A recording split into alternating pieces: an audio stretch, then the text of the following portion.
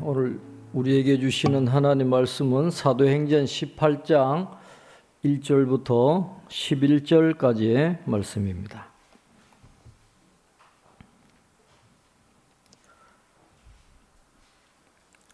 사도행전 18장 1절부터 11절까지 우리 한 절씩 교독하겠습니다. 그 후에 바울이 아덴을 떠나 고린도에 이르러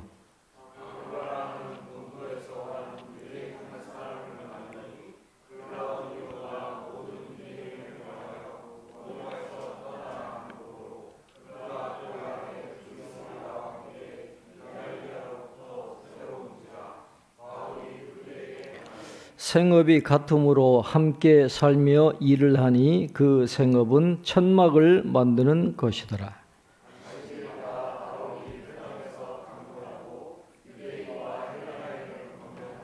실라와 디모데가 마게도냐로부터 내려오매 바울이 하나님의 말씀에 붙잡혀 유대인들에게 예수는 그리스도라 밝히 증언하니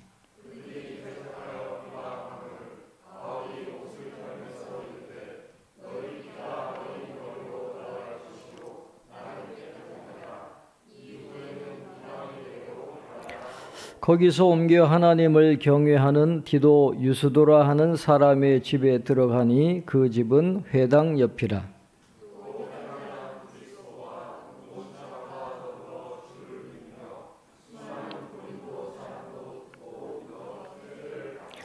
밤에 주께서 환상 가운데 바울에게 말씀하시되 두려워하지 말며 침묵하지 말고 말하라.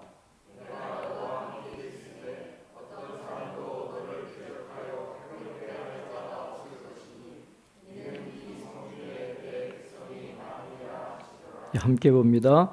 1년 6개월을 머물며 그들 가운데서 하나님의 말씀을 가르치니라. 아멘. 교회 소식 주보를 참고해 주시기 바랍니다. 오늘은 독서 주간으로 지키게 되겠습니다. 다음 주일은 우리 교회에서 추수감사 주일로 지키게 됩니다. 한 해 동안 베풀어 주신 하나님의 은혜에 풍성한 감사를 돌리시기를 바랍니다. 어제 주경이 결혼식 때문에 먼 길 오셔서 기도해 주시고 또 축하해 주셔서 우리 성도들께 감사를 드립니다. 해보니까 주례하는 것하고 많이 다르더라고요. 그래서 우리 교회 시아버님도 계시고 시어머님도 계시고 장인도 계시고 장모님도 계신데 존경스럽습니다. 대단하십니다. 감사합니다. 어제 박보진 권사님이 오신다고 연락이 왔었는데 못 오셨어요. 그래서 왜 그런가 했더니 금요일 밤에 댁에서 넘어지셔가지고 팔을 짚었는데 이게 골절상을 입었어요. 그래서 오늘 대림성모병원에 입원하시고 또 내일이나 모레 수술을 할 예정이라 그럽니다. 꼭 교회에서 기도해달라 부탁하시니까 여러분 꼭 기억하셔서 수술 잘 되도록 기도해 주시기를 바랍니다. 오늘 본문에는 이제 우리가 귀한 고린도 전서와 고린도 후서가 쓰여지게 되는 배경을 제공하는 고린도 교회를 이제 바울이 세우는 그런 과정에 대해서 말씀을 하고 있습니다. 아덴에서 고린도로 내려갔다 그렇게 이야기를 하고 있습니다. 세계 지도를 이렇게 연상을 해보시면 이제 아덴에서 고린도로 내려갔다라는 것은 이 본토 그리스하고 그 밑에 우리가 배운 펠로폰네소스 전쟁할 때 배우잖아요. 그 펠로폰네소스 반도에 위치해 있는 그 고린도로 내려갔다 그렇게 이야기합니다. 아가야주에 속해 있는 이 고린도가 항구가 두 군데가 있고 그 본토와 연결되는 또 그곳에서 이탈리아라든지 저 튀르키예 지역이라든지 배로 물건을 사고 파는 상업의 요충지고 전략적인 굉장한 요충지가 바로 고린도 지역이었습니다.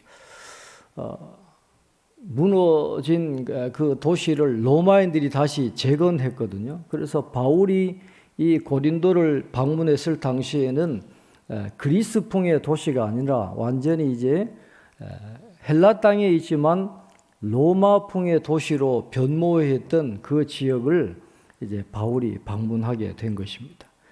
그런데 그리스 시대부터 섬겼던 우상을 그대로 숭배하는 곳이 바로 고린도라는 도시였고, 또 상업이 발달하니까 돈이 굉장히 많았어요. 그래서 화스럽고 또 사치스럽고 또 잘 아시는 것처럼 성적으로 굉장히 문란한 도시가 이 고린도라고 하는 도시였습니다.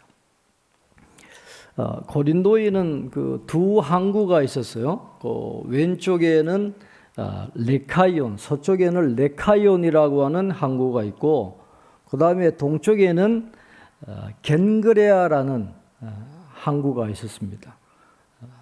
우리가 레카이온은 잘 모르는데 겐그레아는 나중에 바울과 연결된 곳이라고 익히 알고 있는데, 이 두 항구의 이름은 이 바다의 신 포세이돈하고 또 님프 페이레네 사이에서 태어난 두 아들의 이름을 따서 붙인 거예요.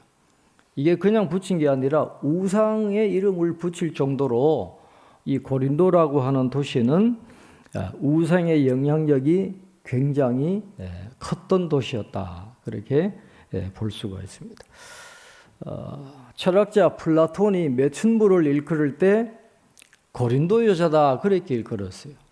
고린도 여자를 매춘부라 그렇게 일컬었고, 당시의 희극 작가들이 매춘과 관련된 연극을 뭐라고 불렀느냐 하면 코린디아스테라고 하는 이름을 붙였습니다. 그 정도로 이 고린도 하면 당시 로마 시대의 모든 사람들이 음란한 도시구나 하고 생각할 정도로 부와 사치와 음란한 도시로 유명했던 곳이 바로 이 고린도였습니다. 그러나 전략적으로 굉장히 중요하잖아요. 온 사방팔방으로 갈 수 있는 그런 통로가 있기 때문에 거기에서 복음을 전하면 이 전파력이 굉장할 거라는 걸 이미 사도 바울은 알고 있는 거죠. 그래서 이 선교 전략에 따라서 고린도로 들어가게 되는데, 여기에서 아주 중요한 인물을 만나게 됩니다.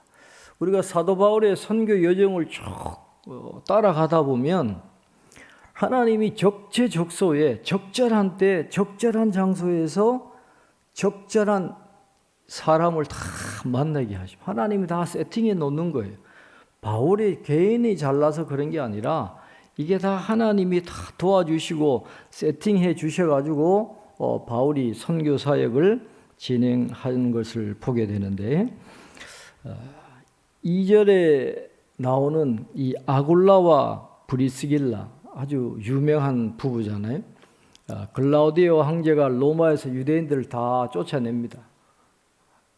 분란을 일으키니까 기독교와 유대교인들이 싸웠다는 그런 말도 있고, 여러 가지 이유로 유대인들을 다 로마에서 추방시켜버렸어요. 골치 아프다고 다 추방을 시켰는데, 그때 아굴라와 브리스길라가 고린도로 내려왔다라고 이야기를 합니다. 아굴라라고 하는 이름은 로마식 이름인데, 여기 나오는 아굴라는 유대인 노예였다가 자유민이 되어가지고 이 로마의 시민권을 가진 이 브리스가 가문에 있는 유대 여자와 결혼했을 것이다. 그렇게 추측을 합니다.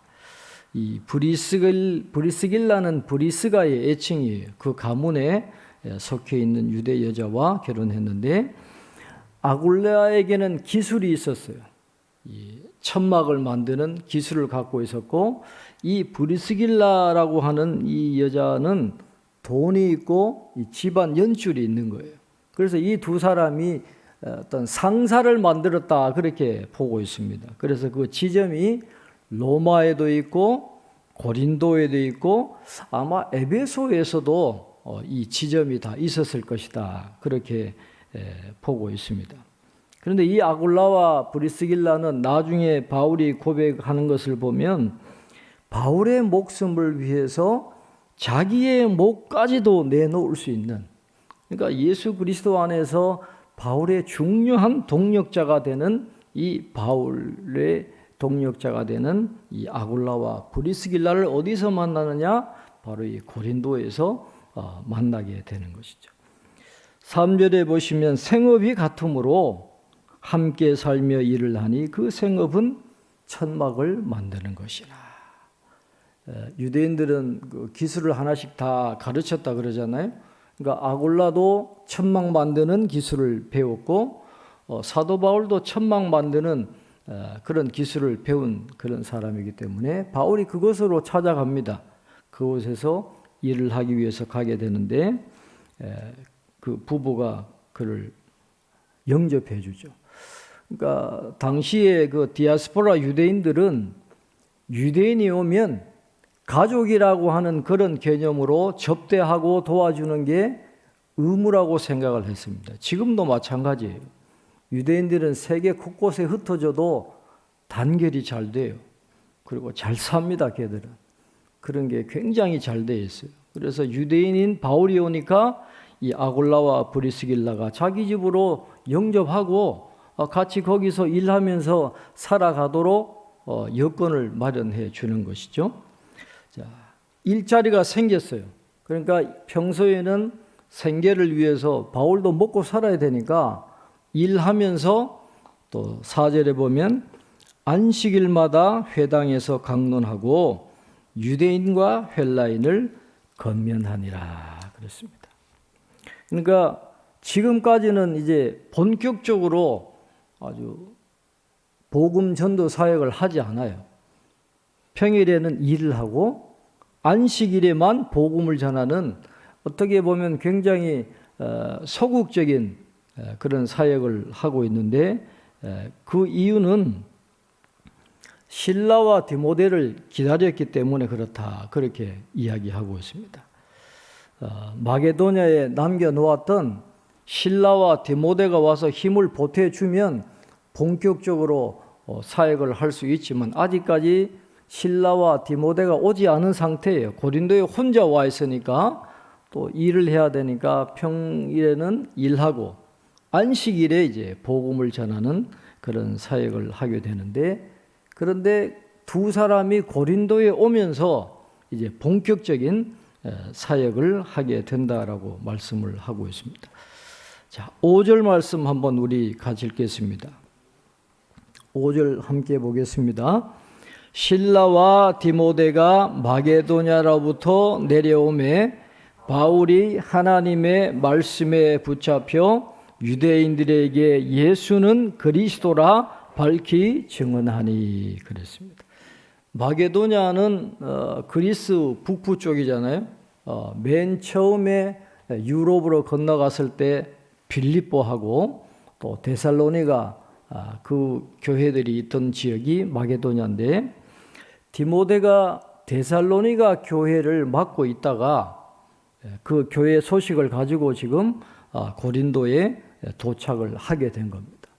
좋은 소식도 있고 나쁜 소식도 전해주는데 데살로니가 교회에 환난이 있었지만은 그래도 교인들이 좌절하지 않고 기쁨으로 신앙생활 잘하고 있다라고 하는 좋은 소식을 지금 바울에게 전해주고, 또 한 가지는 데살로니가 교회에 이 재림에 대한 바울의 가르침을 오해해가지고 문제가 생겼다는 그런 이야기를 듣고 데살로니가 전서와 후서를 기록하는 그런 과정을 밟게 됩니다. 그 다음에 실라는 빌립보 교회 소식을 갖고 왔어요.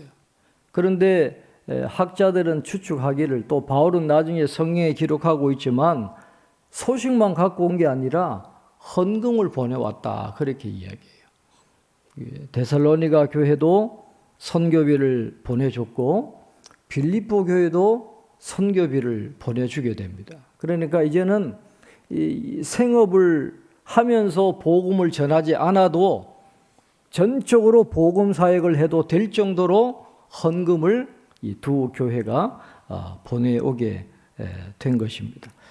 그래서 하나님은 바울의 필요를 잘 아시는 것이죠.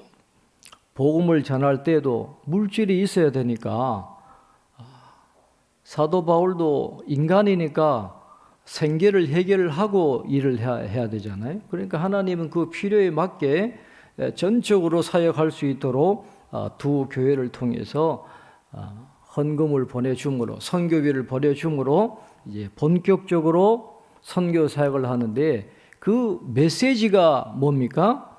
예수는 그리스도다라고 하는 거예요. 여러분, 고린도에 있기 전에 아덴에 있었잖아요. 아덴에서는 이렇게 직접적으로 복음을 전하지 않고, 거기는 뭐 철학자도 많고 사상가들도 많으니까 서로 철학적으로 변론하고 뭐 굉장히 유식한 그런 모양으로 말씀을 전했지만 전도 성과가 별로 없어요. 비시디아 안디옥에서 복음 전했을 때는 뭐 온 시민이 다 올 정도로 그렇게 큰 성과를 거뒀는데, 아덴에서는 몇 사람만 주님께로 돌아왔다. 그래서 너무 사역이 비교된 거예요. 그래서 이 아덴에서 고린도로 넘어오면서 바울이 선교 전략을 다시 짜는 겁니다. 철학적인 사변이나 인간의 지혜로 되는 게 아니구나. 복음만을 선포해야 되겠구나. 예수님의 십자가만을 선포해야 되겠구나. 그래서 고린도에서는 다른 이야기 하지 않아요. 예수가 그리스도다. 이것만 이야기하는 거예요. 그러니까 역사적인 예수, 이 땅에 33살까지 사셨던 그 예수님의 생애가 바로 유대인들이 또 온 세상이 기다리던 메시아다, 그리스도다, 예수가 그리스도다. 이것만 복음을 확실히 전하는 그런 바울의 모습을 보게 됩니다. 그런데 유대인들의 반응은 바울의 기대와는 전혀 다릅니다. 6절에 보면 그들이 대적하여 비방하거늘 그랬어요. 복음을 전해도 복음을 받아들이고 회개하고 주께로 돌아오는 게 아니라 오히려 바울을 대적하고 비방했다 그랬습니다. 그러니까 바울이 옷을 털면서 너희 피가 너희 머리 위로 돌아갈 것이다. 그러면서 나는 이제는 이방인에게로 가겠다. 그렇게 말씀하는 장면이 6절 이하에 나오고 있습니다. 바울이 최선을 다해서 유대인들에게 복음을 전했지만은 그들이 받아들이지 않은 거예요. 그러니까 옷을 털었다는 말은 영적 책임이 누구에게 있느냐? 바울에게 있는 게 아니라 유대인들에게 있다는 거예요. 거부한 죄가 그들에게 있고 스스로 거절했기 때문에 그 모든 책임은 유대인 자신이 져야 된다라고 그렇게 말씀을 합니다. 그러면서 이제 이방인에게로 옮기게 되는데 거처도 옮겨버려요. 아굴라와 브리스길라 유대인 집에 있다가 아예 이방인의 집으로 거처도 옮겨버리게 됩니다. 그리고 7절에 보면 거기서 옮겨 아예 유대인의 집에서 나와요. 그리고 하나님을 경외하는 디도 유스도라 하는 사람의 집에 들어가니 그 집은 회당 옆이라 그랬습니다. 회당 바로 옆에 있는 이 디도 유스도라고 하는 사람이 복음을 듣고 받아들입니다. 주님을 영접합니다. 그리고는 자기 집을 오픈해요. 선교의 전초기지로 완전히 헌신하면서 바울에게 집을 내어주고 사역할 수 있도록 도와주게 되는데, 이 디도 유스도라고 하는 사람은 아마 로마서 16장 23절에 나오는 가이오라고 하는 사람과 동일한 사람이 아닐까 그렇게 봅니다. 왜냐하면 고린도전서 1장 14절에 보면 바울이 고린도 전도 초기에 이 가이오라고 하는 사람에게 세례를 줬다라는 그런 말씀이 나오거든요.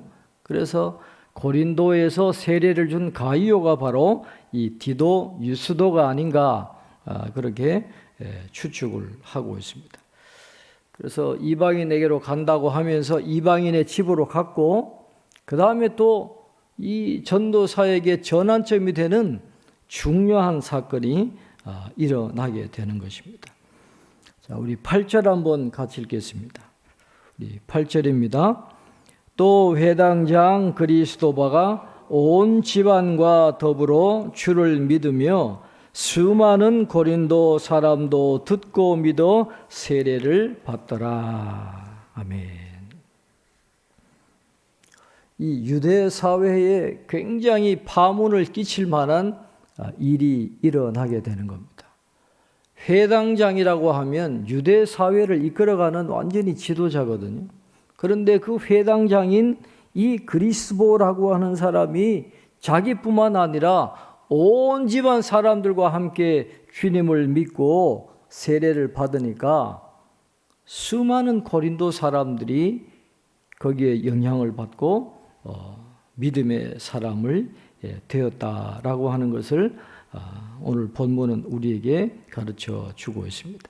그래서 이 그리스도라고 하는 이 회당장이 세례를 받으면서 이제 이 고린도 전도 사역이 활기를 띠고 많은 사람들이 주께로 돌아오는 그런 놀라운 일들이 일어나게 되었다라고 말씀합니다. 그러니까 아덴에서 혼자 사역할 때는 별로 성과가 없었어요. 그러나 고린도에서는 바울뿐만 아니라 이 디모데와 실라가 함께 사역을 하니까 놀라운 일이 지금 일어나고 있는 것을 보게 되는 것이죠. 바울은 직접 세례를 많이 주지 않았습니다. 바울은 주로 이 스데바나라든지 고린도 최초의 신자인 스데바나하고 회당장 그리스도 이 사람들에게만 세례를 줬지, 다른 일반 평신도 돌아오는 사람들은 디모데와 실라가 세례를 줬기 때문에 바울이 세례를 준 사람은 그렇게 많지가 않습니다. 어쨌든 이 회당장 그리스도가 이제 믿음의 사람이 되므로 이제 고린도 사회에 지금 놀라운 변화가 지금 일어나게 되는 것입니다. 우리가 계속 보게 되지만 이렇게 바울에게 유대인들이나 이방인들이 돌아오게 되면 반드시 유대인들이 시기하고 질투했다라는 것을 우리가 보게 되잖아요. 그러니까 유대인들이 회당을 세우면서 열심히 신앙생활해서 이방인들에게 좋은 영향을 끼쳤어요. 그래서 이방인들 중에 유대교로 돌아오는 사람들이 많았는데 이 사람들이 그냥 기독교로 가버리니까 이 유대인들이 화가 나는 거예요. 복음은 받아들이지는 않고 또 기독교로 넘어가는 것은 배가 아프고, 그러니까 시기 질투가 나고 이 바울을 대적하고 비방하는 그런 일이 일어나게 되는 것입니다. 고린도전서 2장 3절에 보면 바울이 고백합니다. 자기가 고린도에 도착했을 때 두려워서 떨었다 그랬어요. 아무리 하나님의 종으로 복음 사역에 투철하고 믿음이 충만한 이 바울도 이 어마어마한 이 우상을 숭배하는 이방 종교가 판을 치고 있는 이 고린도라고 하는 땅에 들어가서 복음을 전하는 게 절대로 쉽지 않았다는 거예요. 영적으로 굉장히 위축되고 굉장히 두려워하며 떨었는데 이제 또 유대인들이 시기하고 대적하고 비방하고 그들을 죽이려고 하는 음모를 꾸미는 이런 분위기에서 굉장히 두려울 수밖에 없었던 그런 바울의 모습을 보게 됩니다. 그럴 때에 하나님은 또 적절하게 또 역사하셔서 새로운 힘을 주시는 것을 우리가 볼 수 있습니다. 자, 우리 9절 10절 우리 한번 같이 읽겠습니다. 9절 10절입니다. 밤에 주께서 환상 가운데 바울에게 말씀하시되 두려워하지 말며 침묵하지 말고 말하라. 내가 너와 함께 있음에 어떤 사람도 너를 대적하여 해롭게 할 자가 없을 것이니 이는 이 성중에 내 백성이 많음이라 하시더라. 그렇습니다. 하나님은 바울의 이 육체적인 필요도 다 채워주셨어요. 생계를 다 채워주셔서 일하게 해 주실 뿐만 아니라 또 영적인 면에서 그를 또 힘을 주십니다. 그래서 영육간에 강건하게 하셔서 사명을 감당할 수 있도록 도와주고 계신, 오늘 이 본문에서 우리가 꼭 기억해야 될 것은 하나님께서 바울에게 나타나셔서 너가 고난받지 않도록 내가 고난을 다 없애주겠다, 그 약속을 하지 않았다는 거예요. 하나님은 우리 믿음의 사람들에게 고난을 제거해 주시겠다고 약속하신 적이 없어요. 오히려 믿음 때문에 고난을 주시고 우리를 시험하시는 건 있어도 우리가 살아가면서 어려움 당하지 않도록 해주겠다, 하나님이 그 약속하신 적이 없습니다. 그러나 하나님 약속하신 것은 내가 너와 함께 하겠다는 거예요. 모세에게도 그랬고 여호수아에게도 그랬고 수많은 믿음의 사람들에게 하나님은 약속하십니다. 내가 너와 함께 있겠다. 두려워하지 말라는 거예요. 하나님은 바울의 육체적인 필요도 다 아실 뿐만 아니라 그의 영적인 필요까지 다 아시고 그의 심령에 힘을 주십니다. 두렵고 떨리지만 내가 너와 함께 하겠다는 거예요. 두려워하지 말라라는 거예요. 그러면서 침묵하지 말고 말라라. 이 성중에 내 백성이 많다라는 거예요. 하나님이 구원하시기로 작정한 백성이 많이 있는데 그 작정이 실제적으로 효력이 있기 위해서는 하나님의 부르심이 있어야 되거든요. 그 부르심이 있기 위해서는 들어야 되는 거예요, 말씀을. 그러니까 바울이 담대하게 전하면 하나님께서 예정하신, 작정하신 그 사람들이 주께로 돌아올 거니까 내가 너와 함께 하니까 염려하지 말고 두려워 떨지 말고 침묵하지 말고 말하라. 그러면 그 사람들이 내 백성이 돌아오게 될 것이다. 하나님이 바울에게 용기를 주시는 거예요. 그런 하나님의 격려와 도움을 받고 바울은 오랫동안 고린도에서 말씀을 전하게 되죠. 얼마 동안 말씀을 전했습니까? 11절에 보니까 1년 6개월을 머물며 말씀을 전했다 그랬어요. 에베소와 로마서 다음에 가장 세 번째로 오래 있었던 곳이 고린도입니다. 두려워 떨었던 곳이에요. 영적으로 위축되었어요. 굉장히 쉽지 않은 그런 환경에서 1년 6개월을 머무르면서 예수는 그리스도다, 하나님의 말씀을 가르쳤는데 하나님이 함께 하시니까 사도 바울을 하나님께서 필요를 채워주시고 영적으로 힘을 주셔서 1년 6개월을 그곳에 머무면서 사역할 수 있도록 하나님이 도와주시는 그런 모습이 오늘 성경에 나와 있습니다.